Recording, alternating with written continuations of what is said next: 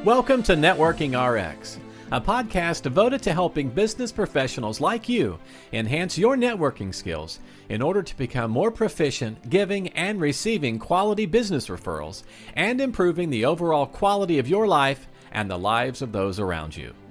The Networking RX podcast is a production of AmSpirit Business Connections, an organization whose mission is to empower business success through networking.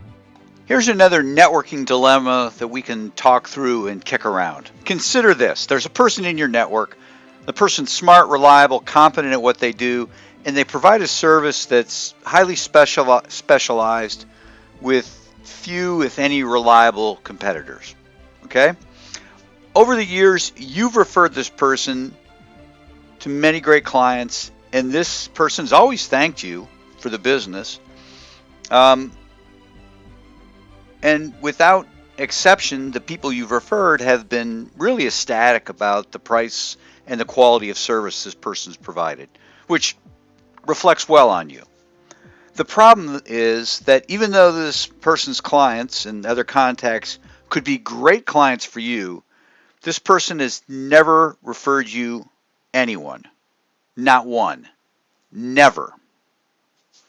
Now, you've talked to the person about this, and they've openly acknowledged the lack of reciprocity. They assure you that it's nothing personal.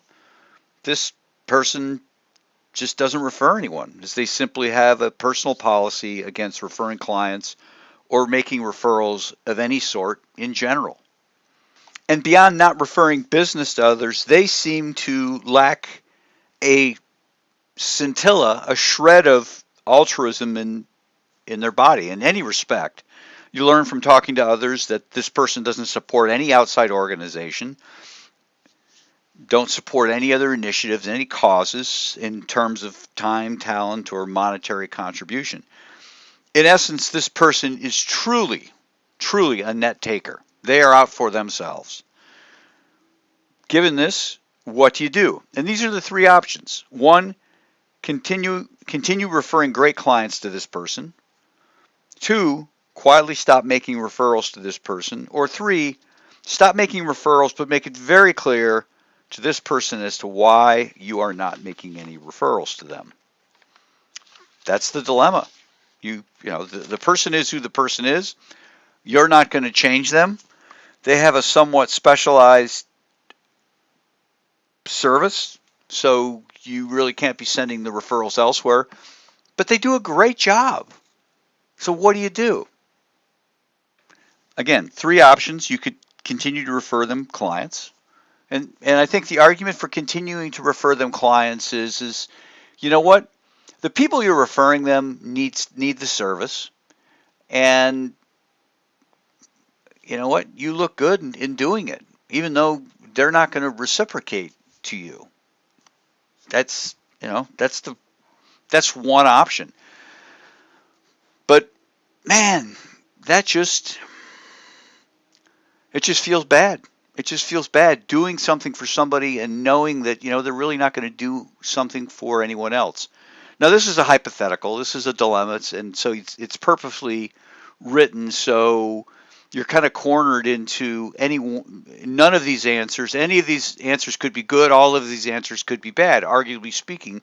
And that's the whole purpose behind the dilemma, is to get people talking about the various situations. What would you do? Do you just quietly stop making referrals to them? Yeah, you know what? In a situation where there are lots of competitors, that's easy to do.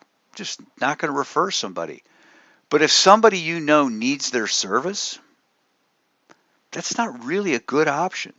The first option, just continue referring to them even though nothing will ever come to you and they're really not contributing anything to the greater good other than the service they provide.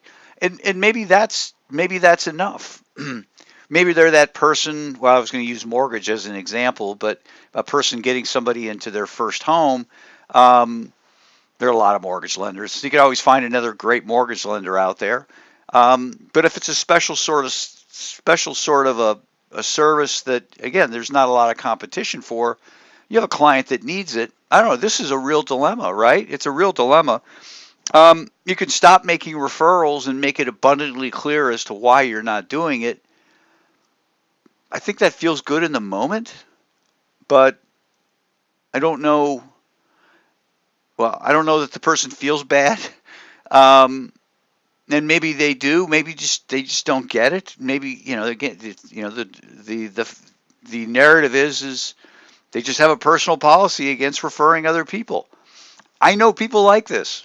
I know I don't know this exact person, but I know a lot of attorneys that are very hesitant about referring anybody.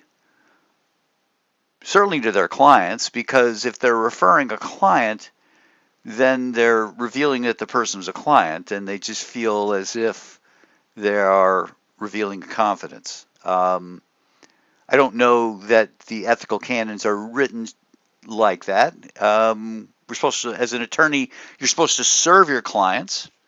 Um,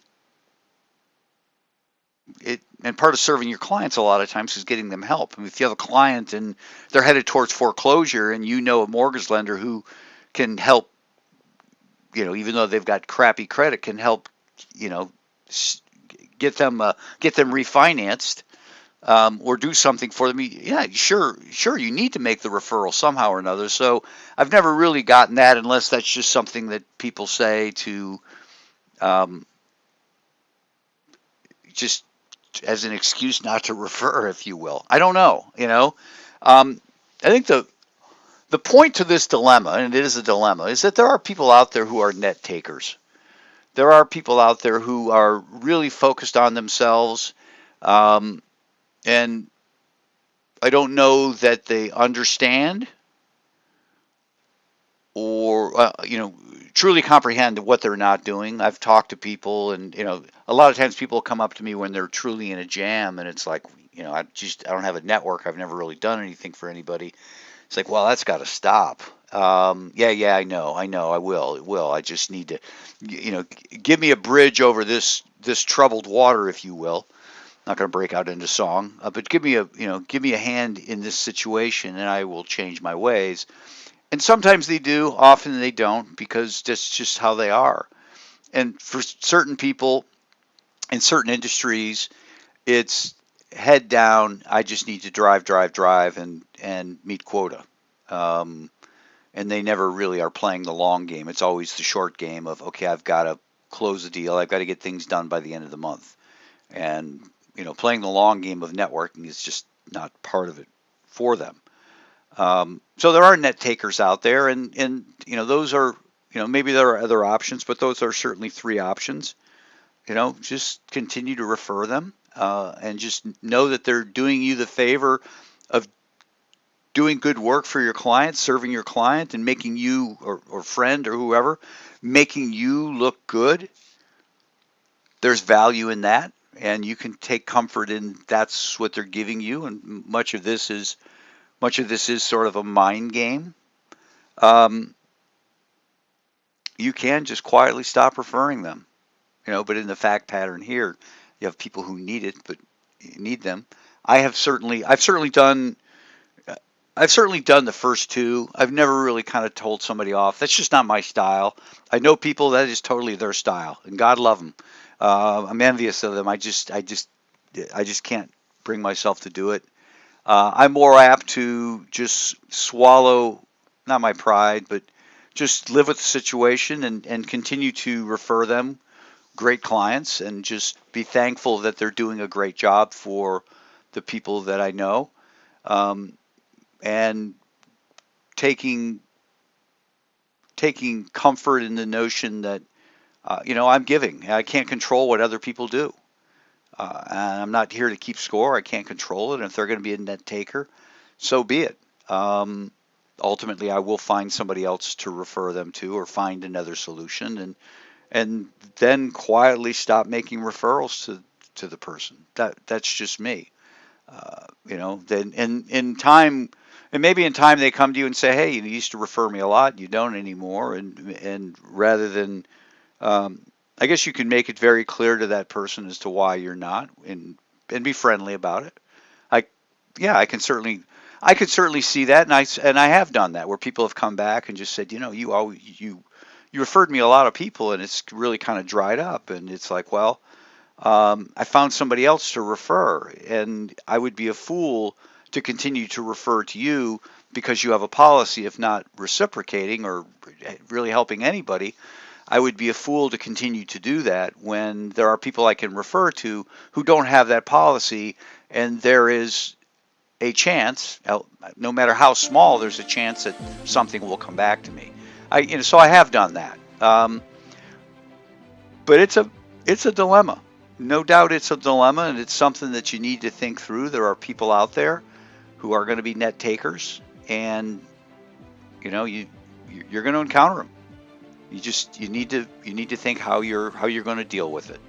So, something to think about as you hit that next networking event or attend your next chapter meeting, networking meeting, whether it's AmSpirit Business Connections or some other organization. Thanks for joining us on the Networking RX podcast. Please put what you've learned into action today and let us know if you have questions, comments, or ideas for future topics. You can email them to us at podcast@amspirit.com. That's AmSpirit.com. Finally, so you never miss an episode, be sure to subscribe to the Networking RX podcast through iTunes, Overcast, or however you receive your podcasts. Now get out and network with someone. The Networking RX podcast is the copyright production of AmSpirit Business Connection. All rights reserved.